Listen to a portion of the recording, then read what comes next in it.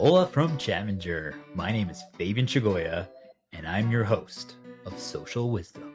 How do you know what to work on to improve?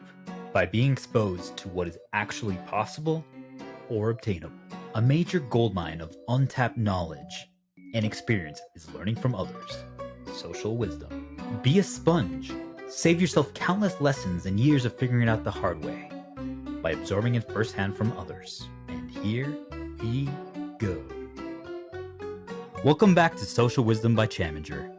Thank you for joining us as we continue our journey to gain insight from others, since this is a multi-part episode. If you have not watched a previous segment, we highly recommend it for context, but feel free to continue and experience the valuable wisdom that is to be gained from this episode. You are the reason we do this. Enjoy today's Social Wisdom. Today on Social Wisdom, we discuss getting comfortable with the uncomfortable with Michael Dudley. Yeah, one other thing, as you were talking about that, maybe it's just this, I think this generation in general does so many things to keep themselves comfortable. I mean, if you think about like half the things that are bought and sold are just like pillows that just are a little bit more contorting to the head, or everything's just a little bit more comfortable than that last thing that was already there. I feel like everyone's keeping themselves boxed in. I think people are afraid to fail, and I get that part. That's very natural. But I also think, and this might be, I just thought of this and I hadn't reviewed it with you, so hopefully you don't mind me going this direction, but I think people take themselves too seriously.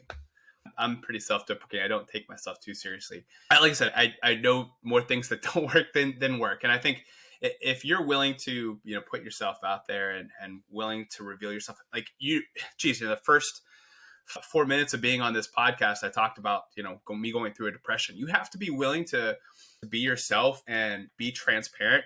I think whether you're in sales, people appreciate that. People don't want the Facebook version where you're just only posting, or Instagram version of yourself where you're only posting the highlight. If you think about any hero that that we're drawn to, they go through a point where some type of low, they go through some valley where they learn something about themselves, and then like the phoenix, they rise. But we were with them in those low moments, and I think you have to sometimes be willing to take people through the low in order to take them to the high. In sales, I'm always willing to just say, hey, this company that I'm at is not the best at this. And when I say that, then they're like, okay, so all the things that he's telling me that they're good at, it's true, because he's now, there's some kind of like good and bad. He's not just telling me all the great things that this company does and just shoving a bunch of sales jargon at me.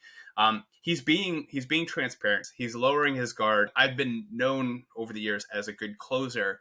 And I think the only reason that I've been good at that is because whether it's at the negotiation table or at closing, that prospect is always on my side of the table. I'm always like their advocate, and I'm saying, hey, I'm going to talk to my leadership about getting you this discount. I know what they're going to ask me, though. They're going to ask us this. What do you want our response to be? I'm on your side of the desk. Like, let's get this done. I want this done. You want this done.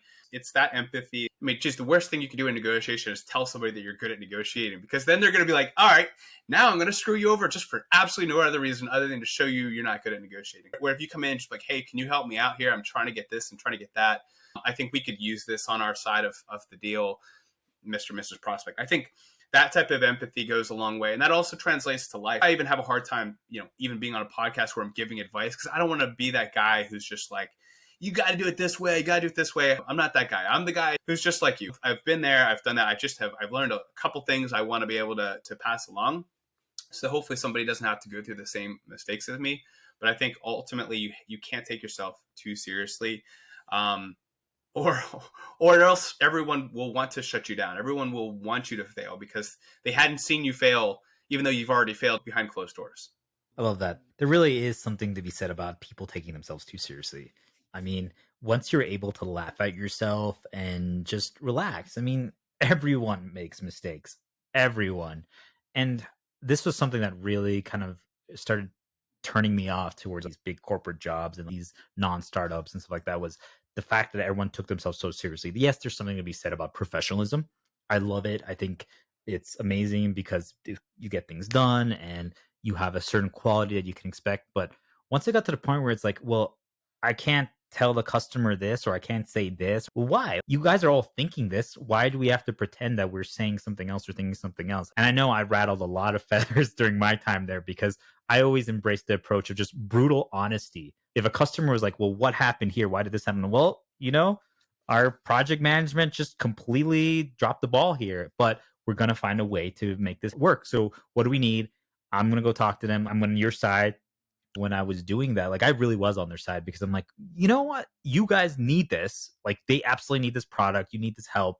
You really are like struggling a little bit to pay for things, but you'll need that ramp up of money after 3 months of having this success with this product. So let's do it. Like, what can you afford? What can we do? Let me go fight for you up there. I know that sometimes the leadership and certain bosses were like, well, you should be more on our side. You should be trying to get more money and make the deal worth more so we make more. Why are you helping them? And it was always like a struggle because then you have to be better about pitching it to your own bosses so that they don't realize that. But to me, it was just like I wasn't afraid of that brutal honesty of saying what it is, like good or bad. And like you said, I feel like people appreciate that vulnerability. And it's hard. It really is. Like you said, the social media, like the Facebook, the Instagram, the highlight reel. People are so used to that part. Well, all of a sudden you like show like, well, you know what? I got laid off last month and I haven't found a job. I just got turned down by 3 jobs and now I'm feeling a little depressed. Obviously, you don't have to share everything. There's some benefit to, keeping the mystery alive and being private, but people really resonate with that because they're like, "Oh, this guy who I thought has everything figured out is actually a normal human being until he rises like a phoenix," which by the way, I love that analogy. I think there's really is something to be said about that. I feel like that a lot of times. Being underestimated, I actually like it.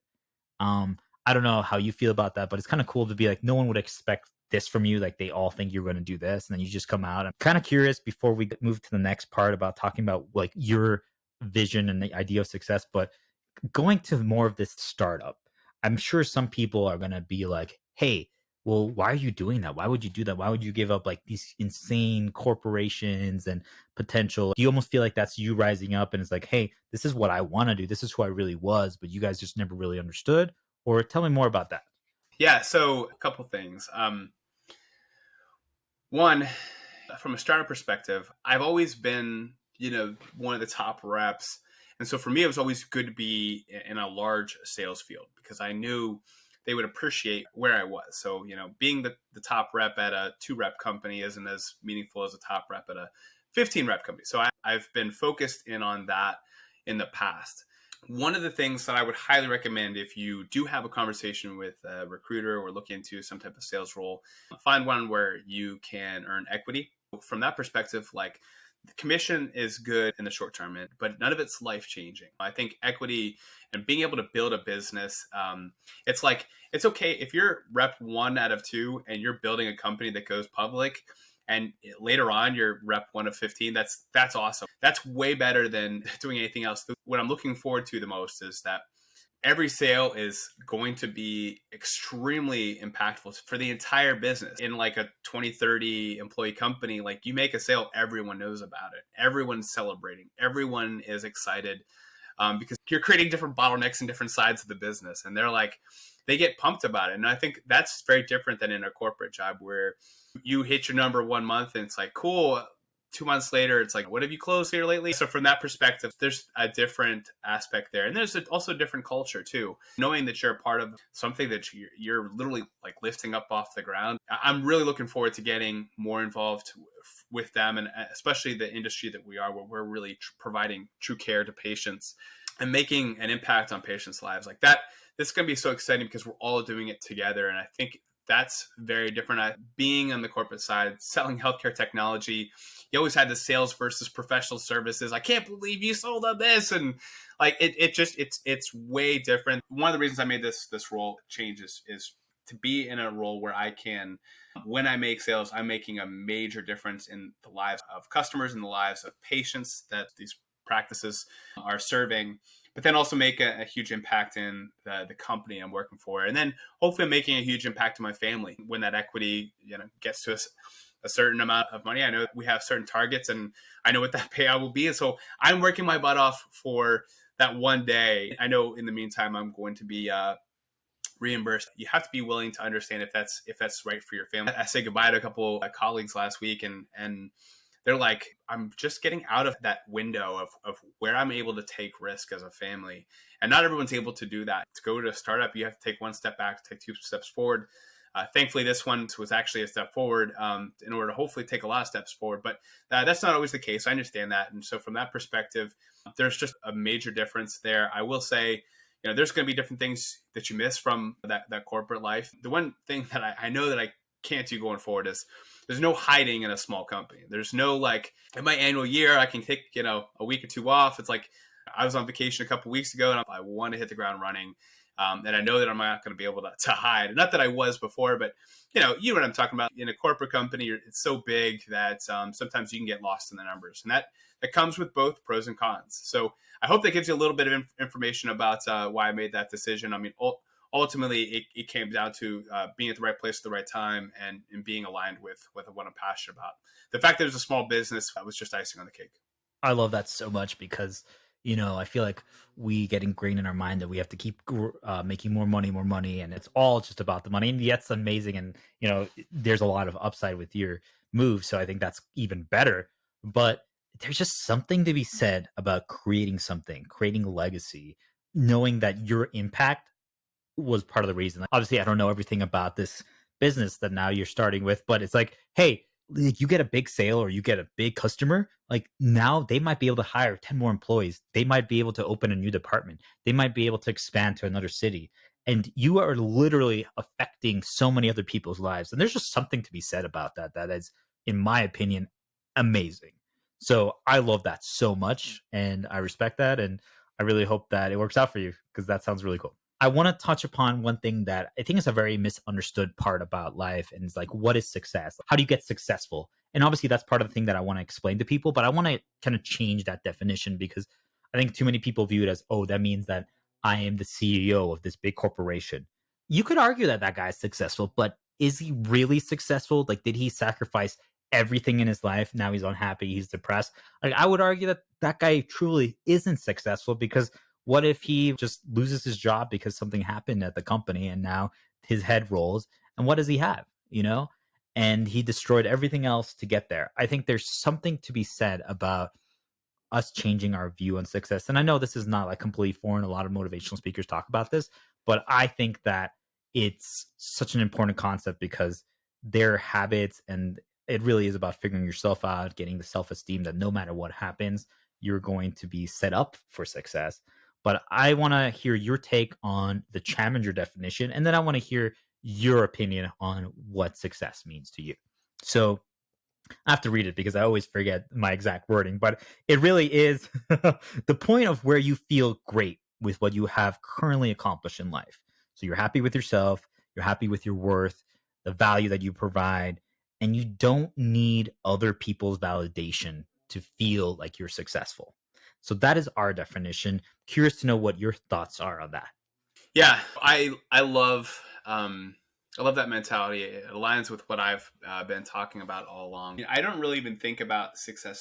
Success is like that afterthought I was talking about. It's for me like success is a validation of what I already knew, or the joy that I've already found. To give you a perfect example, I was depressed, and it's hard even just like saying it out loud, but I had to take control over it. I couldn't just say, you know what, this is what it is. Like, I'm going to just keep doing this until I'm successful. No, I said, I'm going to take control of what I can control. I'd rather be happy at something that I'm enjoying and mediocre, or like, in the world's terms, versus successful at something that I hate. I've seen so many executives over the years, like just be at the office until whatever, and they have a divorce and they go through all this. I hang out with them for drinks afterwards, and they're just not all of them, but many of them just aren't happy.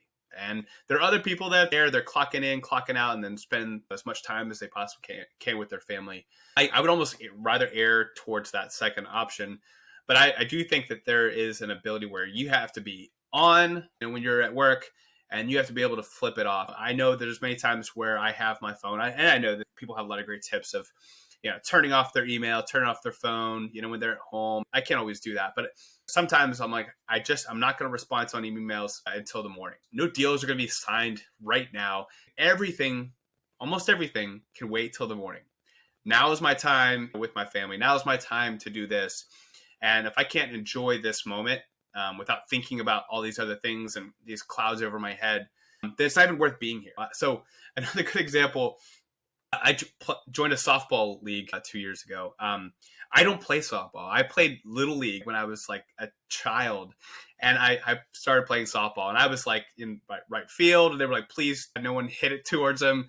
By the end of the year, like I won the MVP on the team just because I brought spirit, I brought energy, and I wasn't the best, but I was bringing it. I ran around the bases for everybody because that was the one thing I knew how to do. I was like, I know how to run, I know how to stop. I'm going to do that on behalf of the team. It's like those kind of moments, like where you have to, even if you're not good at something, you have to try. And if you're passionate about it, people pick up on that. People appreciate that. I think the same thing is, with life. You have to be able to find that joy. And if you're at home and you're not finding joy, you need to find out why there's no joy there. Maybe it is, spouse related, or maybe it is due to your house and your physical home. During the COVID-19, we did a lot of things around the house. We actually put a pool into our deck. There was a hot tub platform underneath it. We put a pool for my 5-year-old and 3-year-old to be able to splash around in. It's only like 2 feet tall. I just was not going to live with the fact that I couldn't go to some neighborhood pool. I was like, I'm going to put a pool anywhere I could put pool. Otherwise, we're just having a puddle of water somewhere because it's going to be too hot to not do something. So, it's those kind of things where you take control of your life. You find joy where you can. And if people call it success, cool. That's whatever. It's icing on the cake. But if you're happy and you're finding joy in things, that's all that matters. I think that's a perfect way to end it on that note about the success piece. That's awesome. I love that you take control of the situation. At the end of the day, are you going to do something about it, or are you just going to complain? And it's hard. We talk about it like, hey, we got it all figured out. But I know both of us have, like you said, it happened to you recently, up and down. So guys, it's not just immediate. It's not just always. It's always a constant fluctuation. But that's the cool thing about it. Find your passion. And this leads me to the final thing before we go with our goodbyes and our takeaways is, what are your thoughts? I mean, you've really touched upon it throughout the entire episode, and I love that. But it's one of the things that I live my entire life, especially basically since I've graduated college. I've had this mantra of always be improving. So kind of want to know, what is your take on that? And do you feel like it's almost like maybe dangerous when you always want to be changing and growing and improving, or is it just something that more people should approach? My fear is that people will hear that and they'll say, yeah, that's what you want to do. I can't do that. And they'll think like that is how you're wired, and they're wired differently, and they can't get to that point. And I think that's up for debate. And I think that you do a good job of saying, hey, I think everyone can improve. And so that's why everything I've been talking about has been like, hey, you don't always have to improve the way everyone else is telling you to improve. If you're going to find joy in something, why wouldn't you want to improve? Why wouldn't you want to do things your way? I think we live in a very expressive world where it's perfectly okay to do things your style. As long as you're in that lane, you can be all the way to the left or all the way to the right. As long as you're in that lane, you follow the rules to a certain extent. And you, that's why I've mentioned, I always, no matter what role I'm in, I always want a manager who gives me creativity to do things my way. And if I'm ever interviewing for somebody and they're like, nope, we want you to do it this way, we have this process, you cannot do it your way, you are not allowed any creativity, I'm not going to be a good fit. I have to have structure, I have to have lanes, but I want the liberty to do it my way. So, I think from that perspective, I'm with you. I feel like everyone can be in that growth mindset. If you acknowledge that you're in that stat mindset. So for me, I always like thinking like, what does that sound like? So I know I had friend of the family who just was like, hey, this is me, either love it or hate it. Like, this is me. I'm not changing for anybody. I'm like, that's not like a way that anyone should be living life. And actually, it makes my blood boil a little bit when I hear that, because I'm like, everyone should be trying to improve and get better at things. If we just have to accept each other as the 14-year-old version of ourselves that we thought we figured out, that's not going to get us anywhere. But if we're always trying to improve, I think everyone appreciates that. Like that superhero story. People know that like you're not perfect. And I think that's also another part too, is you have to be willing to let your guard down and let people see that other side of you. And if so, then that improvement, people are going to celebrate with you. And people are going to be like, yeah, dude, I remember you last year. You were like literally hating life, and now you're doing this. I'm so happy for you. But they can't be so happy for you. In fact, they want to tear you down unless they know where you came from. So That would be just my encouragement, is that if you're going to be growing, if you want to be constantly improving, find a way that you can find joy in it and that you can improve and love it, and also take people along for the ride. Exactly. I think that's the key. Like you said, that there's like this misunderstanding of people like, well, I can't do that. And it's because I think people just hear that and they're like, oh, it has to be like major improvements. Like if I'm 10 pounds overweight, now I have to be like fit. I'm like, no, maybe you just exercise once a week now. And before you never exercise, that's already an improvement, you know? And I think it's rewiring your mindset and just changing your view on it. Like even small little things are the key. And that's at the end of the day what brings us to make changes in our lives and grow. Because if every day you just do a little change, I know I'm sure you can relate, especially considering you were doing fitness related stuff and nutrition. It really is the small things that add up over time. And then eventually, once it becomes a habit, it's easy, but it's getting to that point. Everyone wants the six pack abs. No one wants to actually do the crunches. Exactly. So with that said, Michael, this has been an amazing talk. I love everything you've had to say, your response to it. I want to shout you out first of all for reaching out. I want to hear your take on something that I've kind of noticed that it's, we're figuring this out as well. This is a new journey, but I feel like a lot of people are paying attention, are watching, are listening, but a lot of people are hesitant to reach out or to start this journey or to share their take on it, or maybe it resonated with them, but they might not publicly acknowledge that. And I feel like there's almost like this fear of showing that, like you said, that vulnerability, that weakness, like, hey, I portray to the world that I have everything figured out. Yet here I am. And I feel pretty darn insecure in my job. Like everyone makes me feel inferior or something. So I'm kind of curious. You reached out. You were on this journey to do this new job. You were leaving something that probably most people were like, oh, hey, even if this new thing is even more prosperous and successful, like you were leaving something that most people would be like, why would you leave that? You have your life set. You took a risk. And I'm curious to know what was it that kind of motivated you to, reach out and be inspired to do this? Because I mean, did you ever feel like a moment of hesitation when you're like announcing like this big change and you're doing something new, or was it just easy for you? Yeah. I think, like for you, I think I just said, hey, man, I love what you're doing. If you ever need a guest, I do know that person who's like, hey, can I be a guest on your show? That wasn't my intention. My intention was like, I just want you to know like you're doing a good thing. I also know like it's hard to create content all the time. So, it's, if you need help with that, I'm happy to help you out.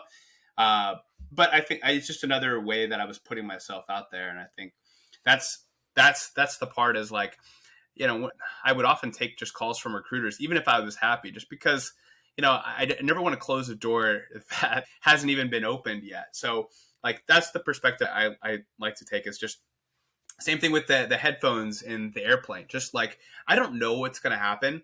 Maybe I don't want to talk to that person, but I would rather have that option to talk with that person than not talk with that person. So it's kind of that mindset where it's like, you just have to be open-minded. And I think that's the hardest part that I have with COVID, is I miss those interactions with people. I miss like at the gas station, having those interactions. And not everyone does. I know I'm an extrovert.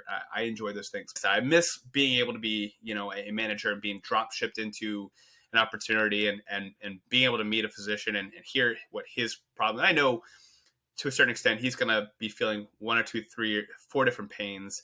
And I can kind of hone in on that. But I'm excited. I actually loved walking into and cold calling a private practice and just say, I don't know what's on the other side of this door, but I've trained my butt off. I know my talk tracks. I know what I'm going to say. So I'm excited to see which objection he gives me, because I want to see the reaction when I give him, the objection handling response that I've developed for that. So for me, it was like, I enjoy those interactions with other people in life. That were pre-COVID, and we'll see what happens after a couple months here. I hope things. I hope people are willing to break that 6-foot barrier and be able to bump shoulders with people.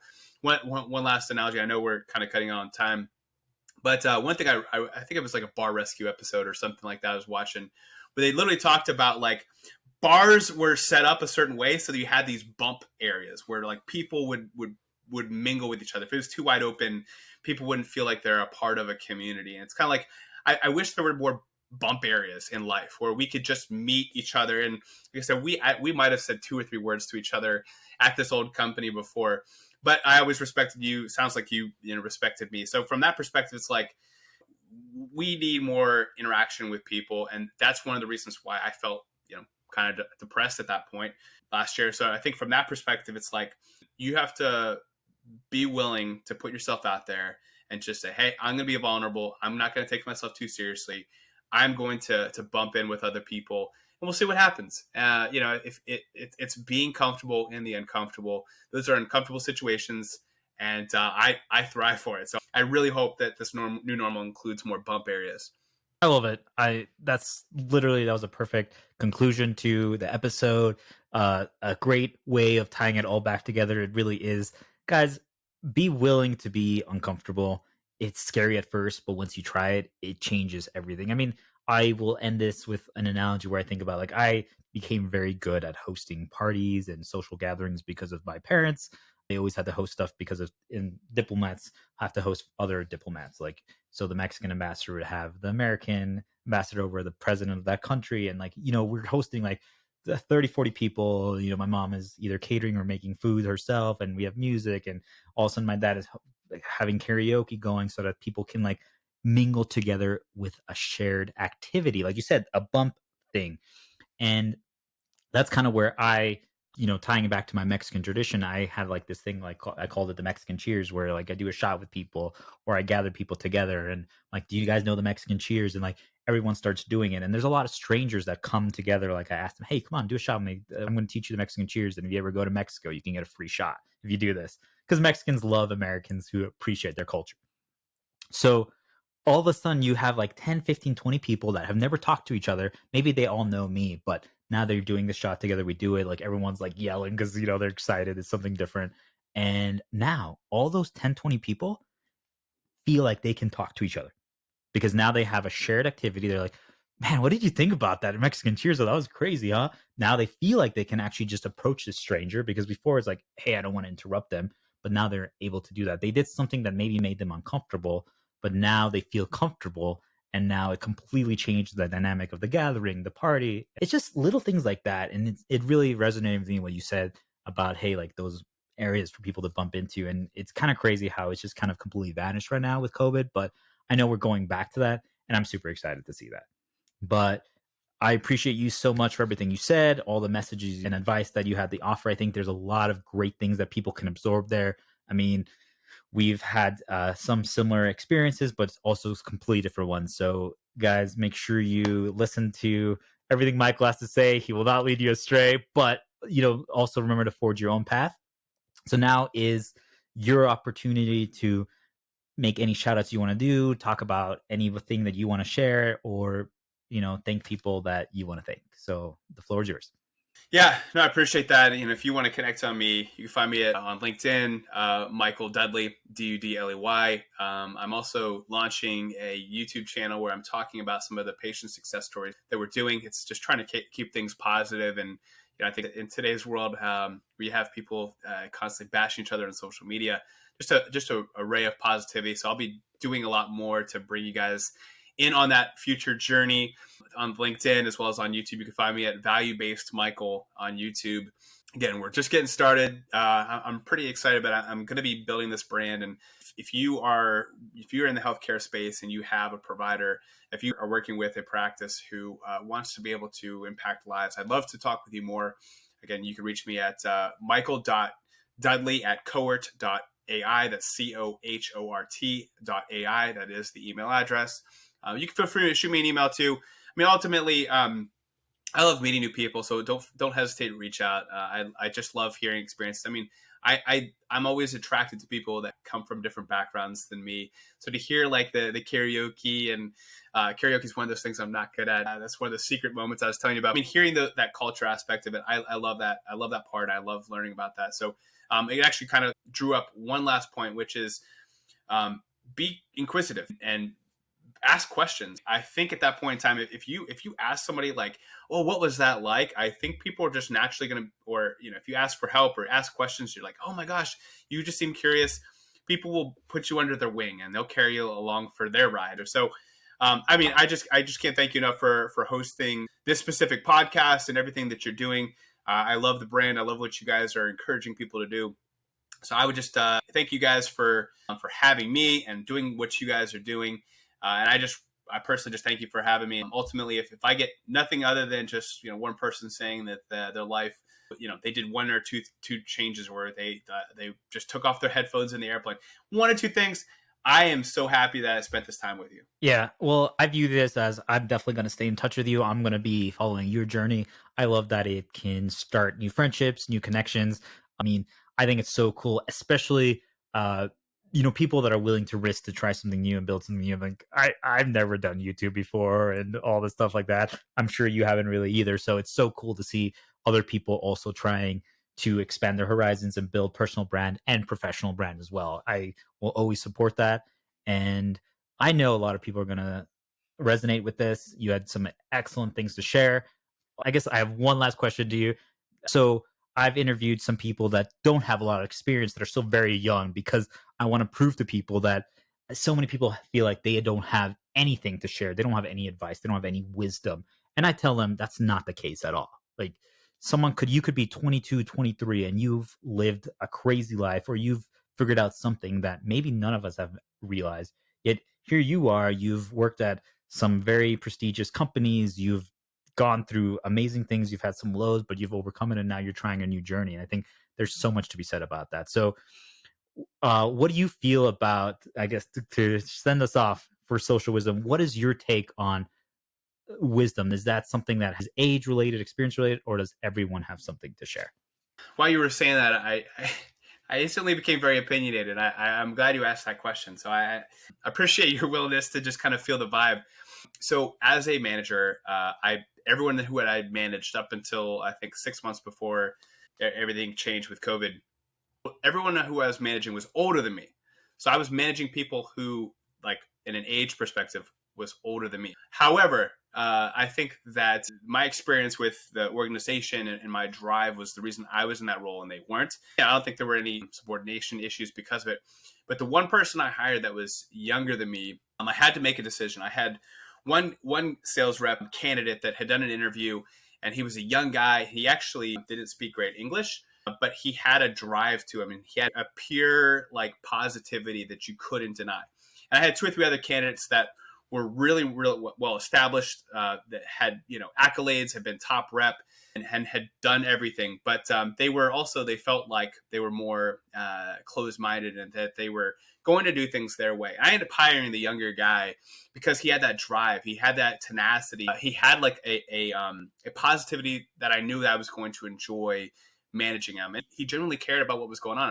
And in fact, he's one of my favorite hires because he was so genuine and he had an energy that you don't see very often. So I hope that I can be like that type of energy, and I think you definitely are. When we run across these type of human beings that just are positivity. That's why when you were asking me what's the difficulties of COVID, I was like, I want to talk about the positivity first. I don't want to be known as that guy who's complaining. I never want to come in and describe a problem without coming with a solution. I always want to be that positive guy, even if the world isn't around us positive. I'm going to be transparent. I'm going to tell it like it is. But at the same point in time, at the end of the day, I want to be someone that people want to be around. And I think that as my last soapbox moment is just to be a positive person that people want to be around. And if that's the case, you're going to be successful at sales. You're going to be successful at anything you do. Thanks so much, Michael. Well, you guys heard it here. Get uncomfortable with the comfortable, and you will become a rising phoenix. Chaminger out. Hey, my fellow Chamingers. Thanks so much for experiencing the social wisdom of the week. We hope you absorbed as much as you could. Please leave a comment if you learned something, or if you have another guest whose wisdom you'd love to hear. If the message is helping you, please remember to check out our coffee donation page so we can also become exceptional. Follow our journey on all our social medias and subscribe so you will never miss an opportunity to hashtag be a sponge. Chaminger